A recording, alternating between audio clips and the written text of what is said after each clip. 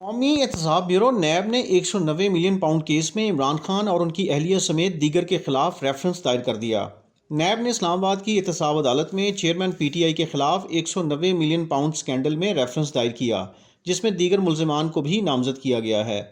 नैब रावलपिंडी की जानिब से दायर रेफरेंस में 8 मुल्जिमान के नाम शामिल हैं, जिनमें इमरान खान की अहलिया बुशरा बीबी, फरा गोगी, साबिक मुशीर बुराए एहतसाब शहजाद अकबर, इमरान खान के करीबी साथी जुल्फ़ी बुखारी और बैरिस्टर ज़ियाउल मुस्तफ़ा शामिल हैं। नैब के deputy prosecutor general Muzaffar Abbasi ने तफ्तीशी अफसर मियां उमर नदीम के हमरा रेफरेंस दायर किया, जिसकी एहतसाब अदालत के रजिस्ट्रार ऑफिस ने जांच पड़ताल शुरू कर दी है।